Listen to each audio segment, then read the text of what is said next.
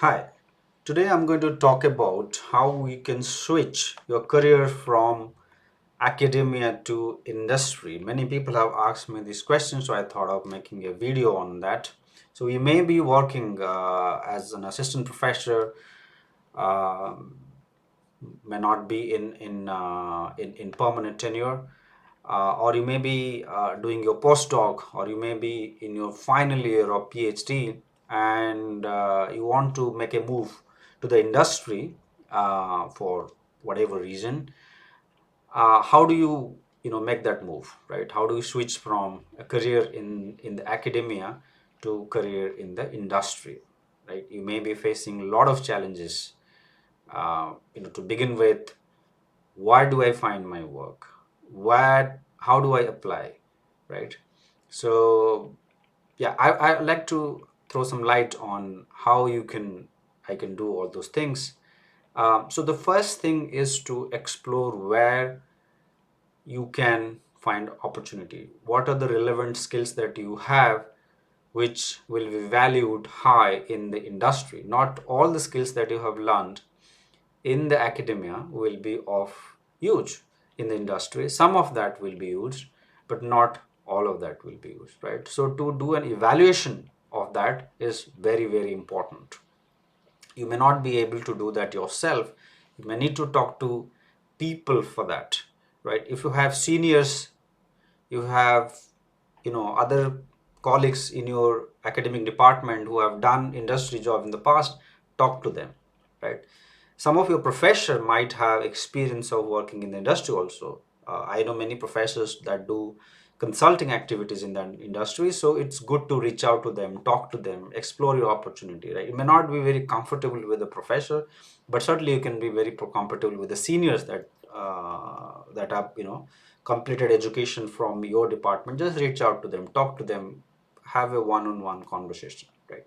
Now it differs a bit as to what kind of academic department you are in, right? You may be a PhD student in science or social science or engineering, right? If you have a PhD in engineering, or you're doing that, you may be having so many of your seniors or some of your colleagues from the department who have worked in the industry, so they may have a lot of knowledge. A lot of the engineering PhD, they move to industry, and hence you have some sort of a network there.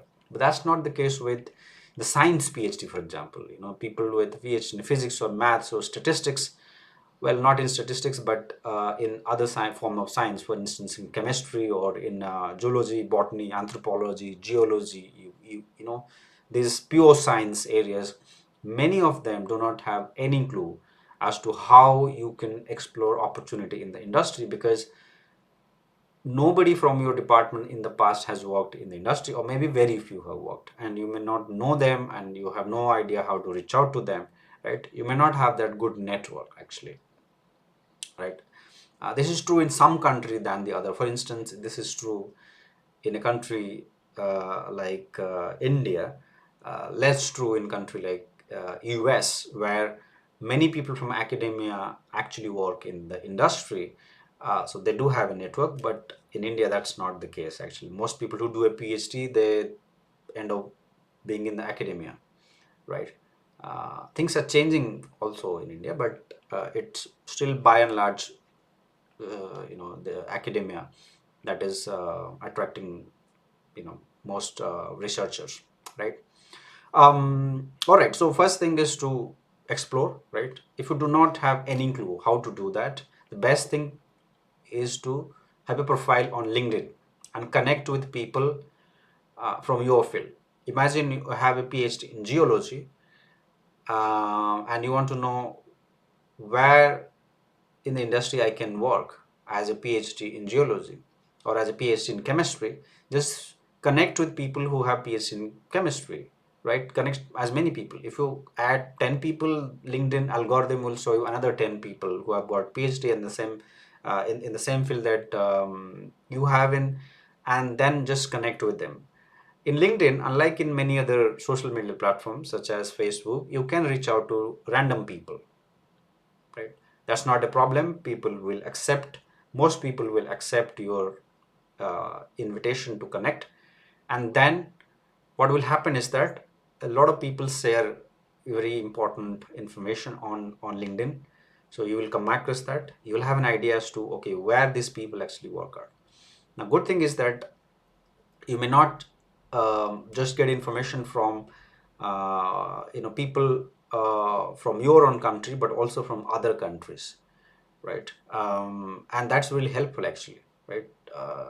Things that you might not have heard about, you will hear that, you will get to know that from the different posts, the different information people post on LinkedIn, right? I can give you an example. I came across someone with a PhD in chemistry, and he was friend of mine. He never knew that after having a PhD in chemistry, you can also work in finance. He had no clue about that. He came across some people doing that when he was doing his postdoc in the UK, and that's when he realized maybe this will be a good move. And then after completing his postdoc in the UK, he found an opportunity to work at a bank in the UK. Of course, there are a lot of things to consider whether you like that sort of work or not, and so on and so forth. But nothing wrong in exploring, right? Academia is a very competitive market, right? Not everybody will get a tenure track professor job. Therefore, it's always good to have options, and exploring option um, is as an important thing for most people in academia, because the success rate in the academic job is, I think, less than 5% or 10%, if I'm not wrong. Right. If you have a PhD in social science also, right, you have PhD in economics or sociology or geography, you can also have ample opportunity in the industry. There is a misconception among people that people with PhDs in social science areas do not have good opportunity in the industry. That's not true. You can work as a consultant with big four consulting firms. You can work as a management consultant. You can also work in finance. You can work in many areas. You can work as HR. You don't need an MBA in HR to work as an HR. If you have a PhD in sociology, you can work as an HR. I know in one of India's biggest company, the head of HR is a PhD in sociology, right? Only when you will get to hear these stories will you then search about where you can find opportunities for yourself.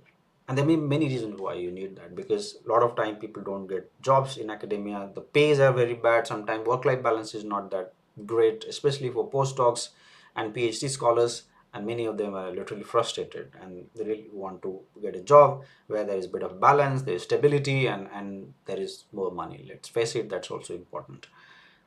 Industry is not at all a bad thing. I've hired many PhDs also in my jobs. PhD from scientific background, engineering and science and technology, heavy research background. People having heavy research background, many areas, whether it's biotechnology to physics to mathematics to economics. Um, what I see is that many of them don't really know much about where their skills can be used. What are the transferable skills, things that you have learned in PhD or postdoc, which can indeed be used in industry? Many of them have no clue about that. Let me tell you, there are many such skills that you already have that will be immensely valuable when you work in the industry. As a PhD scholar, um, I assume you have good writing skills. That's very important in many companies. I assume that you have some mathematical skills, because you do scientific work, you learn some mathematics, right? Or statistics, very useful in many areas. If you're using some tools, you're writing some programs, computer programs, they're extremely useful in the industry. Even the soft skills, right? To be able to communicate, to be able to talk to people, to work in teams, to be disciplined, all these skills will be invaluable when you work in the industry. Highlight them in your CV, in your introductions. Don't just talk about your research all the time when you go for interview, but in the industry, by the way, right? But also talk about these skills that you learn in your research program that can be used in the industry. Okay, very very important to know that, right? What happens is that sometimes I have this experience that people coming from research background, they talk only about the research. As a recruiter, I don't want to know the research unless I am involved in that kind of industry work, right? That's not, I mean, most industry jobs will not need your research skills, but there are other skills that you have learned will be of a lot of use, right?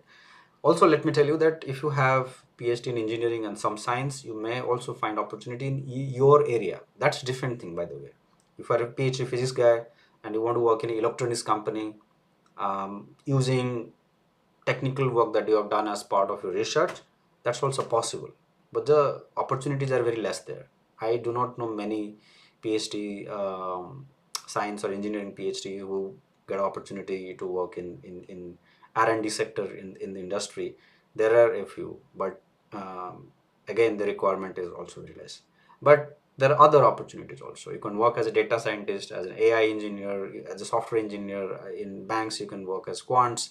You can work as a modeler, risk management professional. You can work as a consultant, management consultant, risk consultant, you name it, right? There are countless opportunities where you can make good money and have good life. Okay, so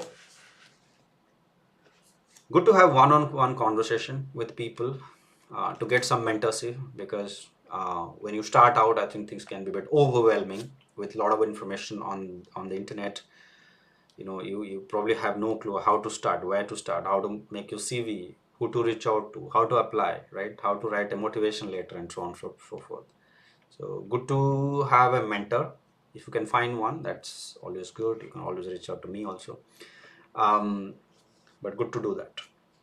This always helps a lot, actually. You can also find random mentors on LinkedIn and so on. Many people do that, right? In order to enhance your skills, if you see some skill gaps, better to do some courses uh, on Coursera, on EDX, on Udemy. In these platforms, you can do some courses. There are many channels, YouTube channels also, where you can, from where you can learn a lot of things. So you can also do that. Highlight the transferable skills I mentioned, but mentioning again, whether it's writing skills, whether it's programming skills, communication skills, things that you have learned in PhD. Have a very good CV. On CV, make sure you do not have an academic CV. Many academic CVs are of 20 pages, 30 pages. I've seen people writing about their publications, all that thing, conferences they have attended. Nobody will care about those conferences, those publications. Some may be relevant, but most will not be. If you're working in your specific area, right, in R&D sector, in some company, that may be different. Like there, it might be of use. But if you're moving to a completely different area, if you're moving from physics to finance, from mathematics to e-commerce, your research may not always be very helpful, right? So uh, don't write a lot about that. You can just make a mention, but not too much, right? Have a 1 or 2 page CV. If there are skill gaps, do some courses, do internship if possible. Uh, right, take some time out from research and do a couple of months of internship, and that will really be very, very useful, right? Send your CV to as many companies as possible. Um, right, I'm sure you will get some calls, right? Reach out to people on LinkedIn, but also do post on LinkedIn that I'm looking for opportunity. I have completed my PhD, I have such and such skills. I know programming, I know how to communicate, I know how to write well. I have good mathematical background, I have done statistical analysis, I know a lot of things. So let me know if you have opportunities for me in your company, right? Many people will reach out to you if you do that. There are also opportunity for fresh out of university people on LinkedIn. You can apply. So a lot of PhDs, they think that they're overqualified for a lot of things. You just need a bachelor or master's degree. That may be true, but nothing wrong in applying, actually. So nothing wrong with that. And by the way, many people do get into industry where job requires only a bachelor degree, but you as a PhD is working there. That's not underemployment. Don't think about that. Many people with just a bachelor degree, they go on to become managing director, the head of the company, right? Make millions. So qualification beyond a point uh, doesn't really matter in the industry, right? So don't consider that as a problem, right? But use that as an advantage. Sometimes your PhD will be very helpful. For example, in consulting firms, the company can use your PhD to sell you to its clients, or to market it to the clients. So that may be of a lot of use there. Take your first job. Don't worry about too much about things. When you get a first job, just go and do it. If you like it, that's fine. Otherwise, find another job, right? But getting your first job is very important. Negotiate your salary. There are pros and cons, obviously, right? If you go to industry, you make more money compared to what you make in in academia. But also there are other problems, right? The work-life balance may not always be that great. You may not have the flexibility of working on things that you really like. You may have to do even other things, for example, documentation activities, managing stakeholder, talking to people, going to meetings and debating on things that you think are probably not important, or not worth it. But you may have to do all these things as well. But these are part of corporate life. You may not want to do it, but you still have to do it. Uh, so, yeah, there are good things, there are bad things. The good thing is that you make a lot more money, and the career is a bit more stable compared to that in the academia. Although in academia, if you have a tenure track job, that's also a stable job, right? If you have further questions, do reach out to me. There are many companies that also help people moving from academia to industry. I think there is one company I know. Is it Cheeky Scientist or something like that? Okay. Do search on Google. I think Cheeky Scientist, something like that. They do help people moving from academia to the industry. But if you have further question, you can put that in the comment section. I will respond to you. Thank you.